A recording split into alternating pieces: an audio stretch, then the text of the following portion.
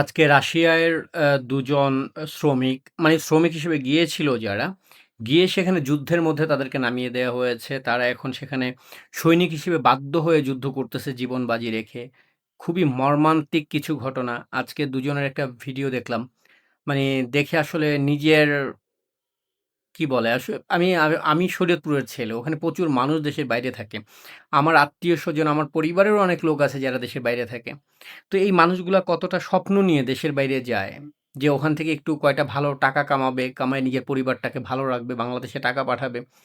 তো এই মানুষগুলো এই ফাঁদে পড়ে আজকে রাশিয়ার যাদের দেখলাম সেই রাশিয়ার ভিডিওটা একটু আমি আপনাদেরকে দেখাতে চাই আসলে, যে এই মানুষগুলো কিভাবে কান্না করতেছে, কি দুর্বিষহ অবস্থার মধ্যে তাদের জীবন যাচ্ছে। তারপরে হচ্ছে আমার দেখা, আমার অভিজ্ঞতার কিছু ঘটনাও একটু বলব, যে মানে বিদেশে নেওয়ার নামে দালালরা কি করে থাকে এবং এত স্বপ্ন দেখে মানুষগুলো বিদেশের পথে রওনা হয়, তারপরে গিয়ে তাদেরকে কি যাপন করতে হয়। তো চলেন আমরা একটু এই ভিডিওটা দেখি যে রাশিয়ার এই ২ জন মানুষকে কিভাবে প্রতারিত করা হয়েছে। তাদের কাছে একটা অনুরোধ, দেশের প্রধানমন্ত্রীর কাছে অনুরোধ, আমাদেরকে বাঁচান, চেষ্টা করেন। যে কোনো সময় আমাদের ফোন লাইনে পাঠাই দেবে, আমরা মারা যেতে পারি যে কোনো সময়, ড্রোন হামলায়, গ্রেনেড মামা অথবা মাইন্ডে পাপড়ে মারা যেতে পারি। এইভাবে মৃত্যু চাই না আমরা। আমরা চাই আমাদের মৃত্যুর পর আমাদের জানাজা হোক। এইভাবে শিয়াল কুকুরের মতো আমরা মরতে চাই না, প্লিজ। আসসালামু আলাইকুম দেশবাসী, আপনারা সবাই কেমন আছেন? আপনারা সবাই হয়তো ইতিমধ্যে জানেন যে আমরা 30 জন লোক একসাথে রাশিয়াতে আসছিলাম। 30 জন একসাথে আসার পরে আমাদেরকে আমাদের এজেন্সি 2 জন রাশিয়ানের হাতে উঠাই দিছিল। তারা আমাদেরকে কোনো আসার পরে কোনো ধরনের মোবাইলের মাধ্যমে কোনো হেল্প করে নাই, কোনো নেট দেয় নাই, ফোন নিয়ে নিয়েছিল। আমাদের কাছে কোনো নেট ছিল না। আমাদেরকে আলতু ফালতু বোঝায় বলছিল যে আমাদেরকে ড্রোন কোম্পানিতে কাজ দেবে, কনস্ট্রাকশন সাইটে কাজ দেবে। এই সমস্ত কথাবার্তা বলে আমাদেরকে মনে করেন যে যুদ্ধক্ষেত্রে পাঠিয়ে দিচ্ছে, আমাদেরকে বিক্রি করে দিচ্ছে। আপনারা হয়তো ইতিমধ্যে জানেন।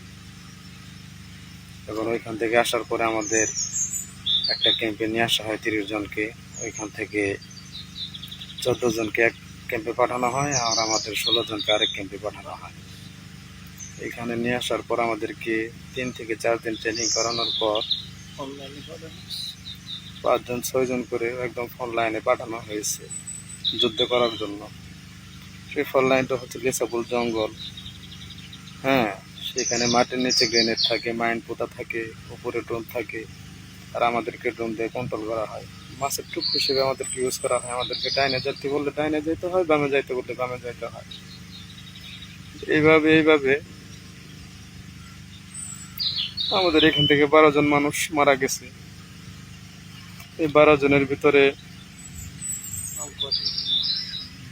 12 জন মানুষ মারা গেছে, পরিপূর্ণ বলতে পারবো না, আপনারা হয়তো জানেন। হ্যাঁ, আমরা 4 জন এখন জীবিত আছি। আমরা 4 জনই আহত। এই যে মাইনুদ্দিন ভাই আমার সাথে, ওনার বাড়ি চাঁদপুরে, মাথায় ড্রোন হামলায় আহত হয়েছে। আমি বাম হাতে আহত হয়েছি। এখন আপনাদের কাছে, দেশবাসীর কাছে একটাই অনুরোধ, দেশের সরকারের কাছে অনুরোধ, আমাদেরকে বাঁচান, আমাদেরকে রক্ষা করুন, হেল্প করুন। আগে আল্লাহ, পরে আপনারা। আমাদের 4 জনের 2 জন এখন হাসপাতালে। আমাদের 4 জনের ভিতরে 2 জন এখন অন্য একটা হসপিটালে আছে, আর আমাদেরকে একদম ক্যাম্পে রাখা হয়েছে। যে কোনো সময় আমাদেরকে এখান থেকে ফোন লাইনে পাঠাই দিতে পারে। কখন পাঠায় সেটা আমরা জানি না, আল্লাহ ভরসা, আল্লাহ ভালো জানে। আর আমরা তো ভাষাও বুঝি না, কোনো কিছু বুঝি না, বুঝাই বলতেও পারি না। আমাদেরকে যখন যা বলে তাই করতে হয়। আর আমাদেরকে অনেক নির্যাতন করছে। ফোন লাইন থেকে যখন আমরা হতে হয়ে ফেরত আসছি, তখন আমাদেরকে ওই অবস্থায় আবার যাইতে বলে ফোন লাইনে যুদ্ধের জন্য। এখন আমরা যাই নাই বিধায় আমাদের মারধর করছে, মাটির নিচে ভাঙ্গার আটকায় রাখছে 5 থেকে 6 দিন। খাইতে দেয় নাই, পানি পর্যন্ত খাইতে দেয় নাই, কোনো কিছু দেয় নাই। প্রতিদিন এসে এসে মারধর করছে।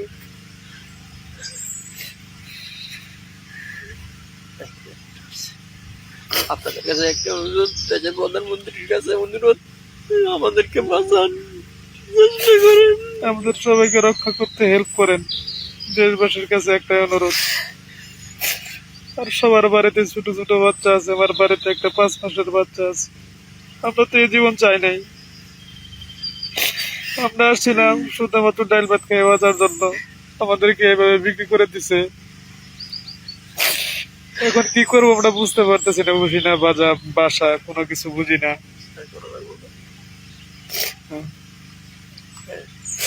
আমাদেরকে রক্ষা করুন প্লিজ, আমাদেরকে রক্ষা করতে হেল্প করুন।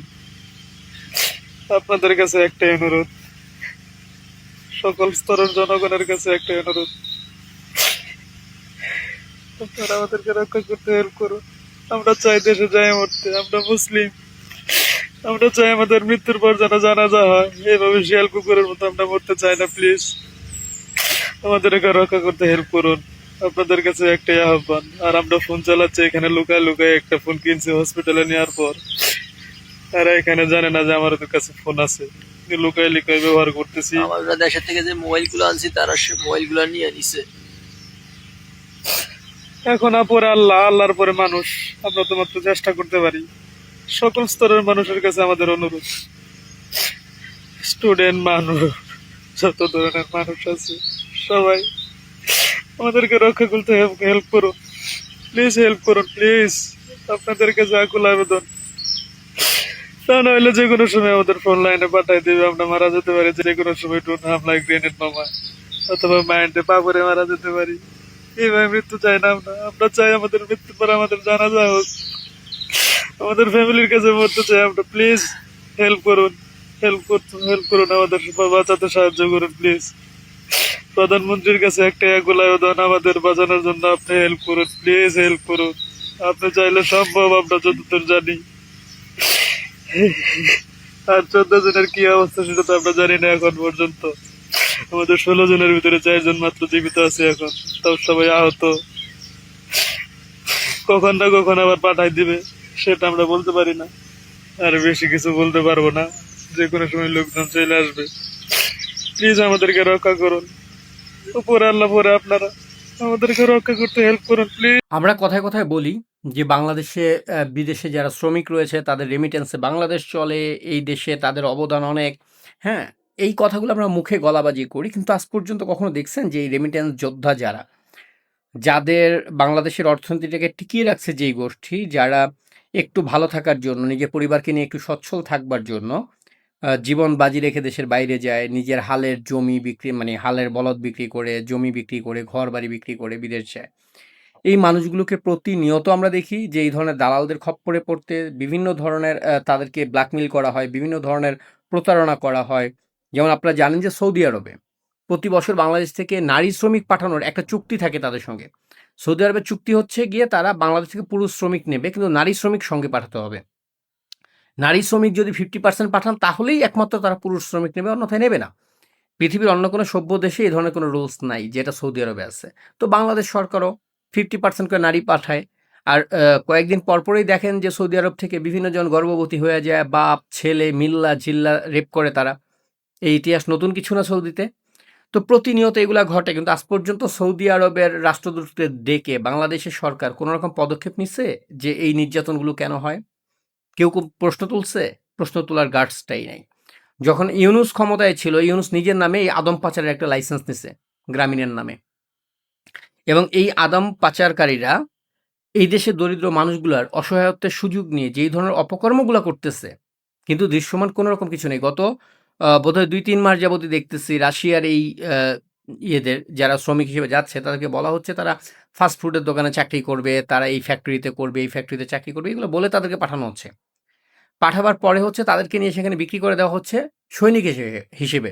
তো প্রথমত বিষয়টা হচ্ছে যে রাশিয়া কি এটা পারে কিনা? একজন শ্রমিক যখন দেশের বাইরে যায় তার সঙ্গে তো চুক্তি হয়। সেই চুক্তিনামায় কি লেখা থাকে? এই ব্যাপারটা নিয়ে কেউ প্রশ্ন তুলতেছে না যে রাশিয়ার সরকার কি পারে কিনা একজন শ্রমিক নিয়ে তাকে সৈনিক বানায় দেওয়া। এখানে যে ২ জনের বক্তব্য আপনারা দেখলেন, একজন মাথায় আঘাত পেয়ে আহত অবস্থায় রয়েছে, একজনের হাত ভেঙে গেছে। তারপরেও তাদেরকে ওখান থেকে মুক্ত হবার কোনো উপায় নেই। তারা বাধ্যতামূলক যুদ্ধ করতে হচ্ছে। কেন যুদ্ধ করবে একটা মানুষ আমাকে বলেন? রাশিয়া ইউক্রেনের যুদ্ধতে রাশিয়ার পক্ষে বাংলাদেশের মানুষ কেন গিয়ে লড়াই করবে? বাংলাদেশ থেকে কিছু আফগানিস্তানে যায়, পাকিস্তানে যায়, ওদের রক্তের টান আছে, হুম? ওদের রক্তই হচ্ছে গিয়ে সেই জঙ্গি রক্ত, এই কারণে ওরা যায়, সেটা নাইলে মানলাম। কিন্তু এই মানুষগুলা তো ওই লোভে যায় নাই। এই মানুষগুলা গেছিল শুধুমাত্র নিজের পরিবার নিয়ে, ৪ টা ভালো খাবে, ভালো থাকবে, পোলাপানগুলো একটু ভালো পড়াশোনা করবে, ২ টা টাকা কামাবে, দেশে পাঠাবে এই স্বপ্ন নিয়া। এই যে প্রতারণাগুলো চলতেছে প্রতিনিয়ত, এই প্রতারণা নিয়ে কেউ কোনো কথা বলতেছে না। আপনি গুগলে সার্চ করেন, দেখবেন রাশিয়ার এরকম প্রচুর পরিমাণে ভিডিও। এখন বিষয় হচ্ছে যারা দেশের বাইরে যাচ্ছেন, দালালদের ব্যাপারে এই রাষ্ট্র কোনো ব্যবস্থা নেবে না, এটা মোটামুটি ক্লিয়ার। আপনাকে আপনার ব্যবস্থা নিতে হবে। সেই ক্ষেত্রে বিদেশে যাবার আগে সবার আগে চেক করেন যে এজেন্সির মাধ্যমে যাচ্ছেন সেই ডকুমেন্টগুলা সঠিক কিনা, সেই ডকুমেন্টের চুক্তি আপনার যে কাজের কথা বলে নেওয়া হচ্ছে সেই ডকুমেন্টে সেটা উল্লেখ আছে কিনা, এবং সেই ডকুমেন্টগুলোও খুব ভালো যারা বোঝে এই ব্যাপারগুলো কিংবা একেবারে অফিসিয়ালি আপনি ওই দেশকে জানান যে এই ডকুমেন্টটা কি লিগ্যাল কিনা, এই ডকুমেন্টে যে চুক্তিগুলো আছে এটা কি সঠিক কিনা।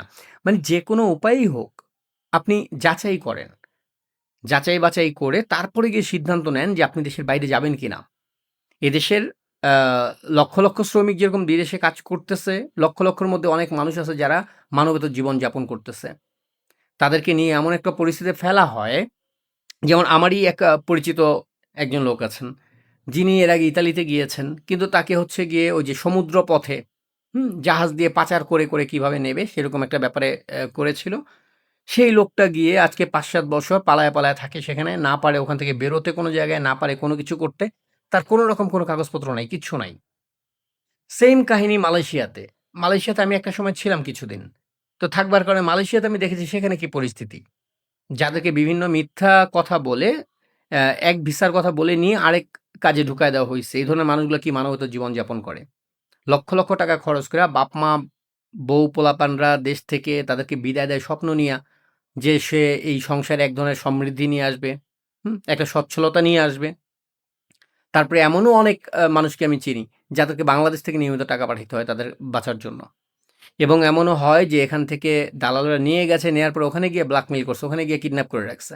কিডন্যাপ করে পরিবারকে বাংলাদেশে ফোন করে বলছে আরো এত লাখ টাকা দিতে হইব তাইলে ওরে ছাড়বো। বাংলাদেশে সরকার এই ব্যাপারে একেবারেই নিরুত্তাপ। তারা এখন রাশিয়ার সঙ্গে, চীনের সঙ্গে কিভাবে কার সঙ্গে নেগোশিয়েট করবে, কিভাবে ক্ষমতা টিকিয়ে রাখবে সেই ধান্দায় আছে। রাশিয়ার ব্যাপারে একবার একটা প্রশ্ন তোলা হলো না যে কেন রাশিয়ার যুদ্ধে বাংলাদেশের নাগরিকদেরকে ব্যবহার করা হচ্ছে। এই প্রশ্নটা তোলার ব্যাপারে আপনারা যার, যার জায়গা থেকে কথা বলেন। এই তারেকের সরকারকে বাধ্য করেন রাশিয়ার কাছে জবাবদিহি করতে। আমার দেশের নাগরিক এইভাবে মরতে পারে না। এই শ্রমিকদের কোনো অপরাধ নাই। তারা ২ টা টাকা কামানোর জন্য, একটু ভালো থাকার জন্য বৈধভাবে, বৈধ উপায়ে সেই দেশে গেছে। তাদেরকে নিয়ে যাওয়া হইছে শ্রমিক হিসেবে, এখন নিয়ে তাদেরকে বিক্রি করে দেওয়া হইছে যুদ্ধের সৈনিক হিসেবে। তারা আপনারা ভিডিওতে দেখলেন তারা ৩০ জন গেছে, ৩০ জনের মধ্যে ২ জন বাইচে আছে। বাকিদের খবর জানে না। কে কোন জায়গায় আছে, বেঁচে আছে না মরে গেছে। এইভাবে চলতে পারে না। রাশিয়া-ইউক্রেন যুদ্ধে বাংলাদেশ থেকে হাজার, হাজার মানুষকে পাঠানো হচ্ছে রাশিয়াতে উচ্চ বেতনের লোভ দেখায়া বিভিন্ন কথা বলে, কিন্তু মূলত সেই মানুষগুলোকে একরকম হত্যাকাণ্ডের মধ্যে ফেলা হচ্ছে। সো দয়া করে একটু কথা বলেন প্রত্যেকে, যার, যার জায়গা থেকে আওয়াজ তোলেন। এই শ্রমিকদেরকে রেমিট্যান্স যোদ্ধা বলে যে গলাবাজিটা করা হয়, সেটা কাজেও দেখান যে তাদের প্রতি এই রাষ্ট্রের কোনো দায় আছে। এই রাষ্ট্র তাদের ব্যাপারে সচেতন। তাদের নিরাপত্তার ব্যাপারে এই রাষ্ট্র কথা বলে। এটা প্রমাণ করার সময় এখন এসেছে। ধন্যবাদ সবাইকে।